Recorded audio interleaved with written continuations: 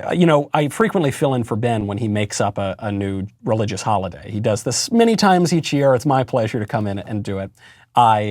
Being of a different religion, I'm a Catholic, and it's a tricky time right now for Catholics in public life because we have an allegedly devout Catholic president who is pushing the most radical pro-abortion policies ever in our country's history and who has sued nuns. Doesn't seem very Catholic to me. We have a Speaker of the House of Representatives who claims to be a Catholic, who says that she can decide for herself in her own private judgment who should and should not receive communion, in contravention of the bishops of the Catholic Church. And we have a whole lot of people who seem to believe that Jesus is a socialist of some sort, who are really, really trying to cram their own economic ideologies onto the faith. So it's very, very confusing. And look, I'm not a theologian. I'm not a prelate, not a member of the clergy. Where am I going to get answers for these sorts of things? Well, we can turn to an actual expert here, Father Robert Sirico, who is the co-founder and president of the Acton Institute for the Study of Religion and Liberty in Grand Rapids, Michigan, also pastor of Sacred Heart of Jesus Parish. Father Sirico, thank you so much for being here. Thanks, Michael. Good to be with you. I have to find out what those holidays are that Father, that Ben has been making up. I might want one or two of them. I went to a lot of Jews in my school in Brooklyn, and they used to get off a whole bunch of holidays. I know this is, especially growing up in New York, which I did as well. One does look over there. You say, "Hold on, I basically don't have to work in the month of September. This looks pretty good in this regard." I could still say a baruchas. In our religion too, there is a lot of confusion these days, and I guess this has been true for a long time in the United States. I would like to get to the Biden and Pelosi issue of communion because people are confused on that. But first, I just want to address this basic issue. I know that the Holy Father has called for greater regulation of financial markets as a way to get out of the coronavirus slump. It doesn't seem to me that deregulation of financial markets was the cause of our economic woes over the past year. It doesn't seem to me that Jesus is a socialist or that Catholicism pushes any sorts of these radical leftist economic ideologies. But then again, what do I know? Can you clear it up for me? Well, I think you're very right. The reason we're talking about this right now is because it's not just that the Pope has called for the deregulation or the regulation of markets, because he's done that before. That's nothing new. It's that he's done it in the form of asking people to pray. And I'm all in favor of that. I mean, God knows he'll sort it out when we send up our prayers. But you're emphatically right in identifying the fact that regulating the markets isn't going to help it. Will probably, and from my study of economics, tell me it'll make it all much worse. In fact, aside from the medical and contagion part of the pandemic, what is making this issue much more acute has been the regulations of markets and more profoundly, I think, the trillions of dollars of stimulus spending, all of which I think was not necessary, especially if we just stimulated the market by having a tax holiday, which would have been a way of deregulating markets. So I think the Holy Father is simply mistaken on the economic front, but I applaud his call for prayer. I think that's, especially for those who have been disproportionately impacted by the pandemic, and economically so as well. As to Biden and Pelosi, this is a longstanding issue that goes back really to the early 1970s. It was led by the then Governor Cuomo, not the present Governor Cuomo, inspired by a lot of very liberal Catholic theologians, one of whom was a professor of mine at Catholic University when I was in seminary, trying to come up with this middle ground, what they called a seamless garment on abortion, especially abortion, but now it's bled into a lot of other economic issues. So could you go into the idea of the seamless garment here? Because I actually was not around for Cuomo the Elder. This is something I'm very happy to say. But Cuomo the Elder, very famously, worked out the Catholic Democrats' position on this, because His faith tells him he's got to be pro-life. His politics tells him that his political party tells him he's got to be pro-abortion. And so how do you reconcile these irreconcilables? Well, Cuomo said, I am personally against abortion, but as a political matter, I totally support abortion. And I don't understand how anybody ever fell for this line, but that was the argument they made, and it worked out very well through the Clinton years. You heard the Clintons say that they wanted abortion to be safe and legal and rare, which again doesn't make a lot of sense to me. If abortion is morally comparable to murder, it shouldn't be legal. If it's not, there's no reason for it to be rare. Now I think you're seeing pushback against that as well. So how is that in any way tenable?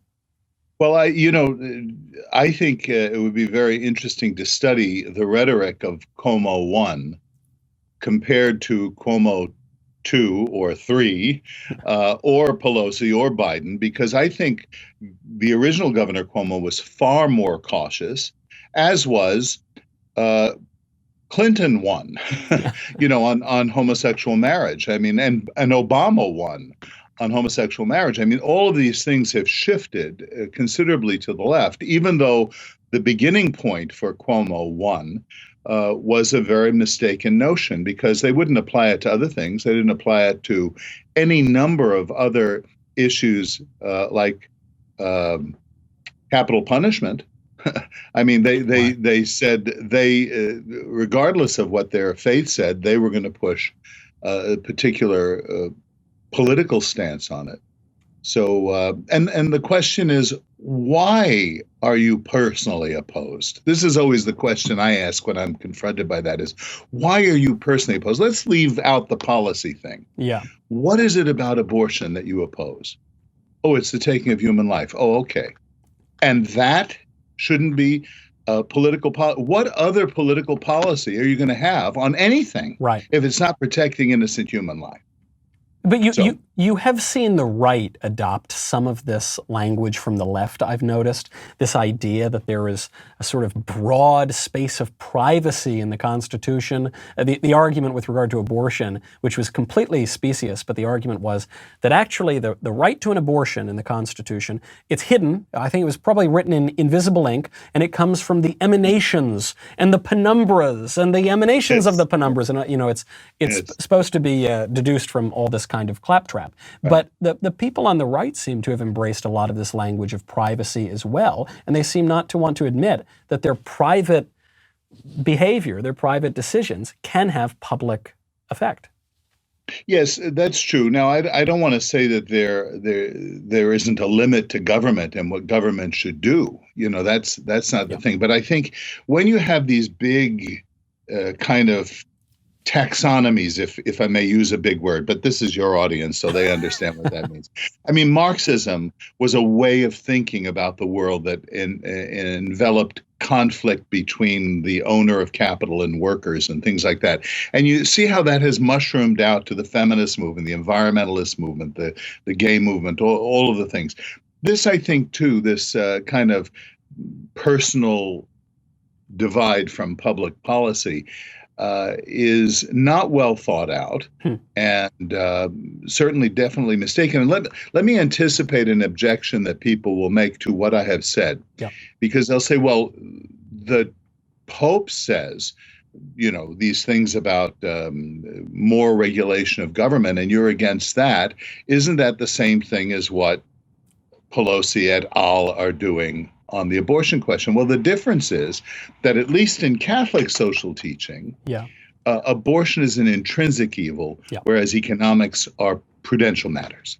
So could you go into a little bit more of that distinction? Because especially when we hear about the seamless garment, and I'd love if you could explain that also for the audience. Sure.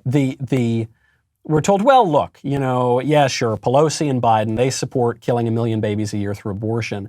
But, I don't know, some bishops are... I know it's probably more than that, even in the United States, depending on the year. But look, hey, on the right side of the aisle, some bishops are against some of the Republican tax cuts. So, they're both kind of the same thing, and they're both in disagreement. So, come on, you can't really raise an objection. Well, the difference is that, according to the church, and I think according to natural reason, there are certain intrinsically evil things that can never be done under any circumstances, primary of which is the taking of innocent human life. Yeah. On the other hand, when you're talking about prudential questions of what the tax rate should be or how much welfare spending we should engage in, or these other kind of prudential issues where there's no one or other right or wrong, where you have to kind of reason it out, and you can have disagreements on those issues and not say one or the other is, a heretic. That's a very different realm. It's a very different level of priority. And it seems to me that you can't talk about any human rights unless you first talk about the right to a person's life. Of course, it's not just one issue among many. It's the issue on which it's the preeminent issue on which the other rights rest.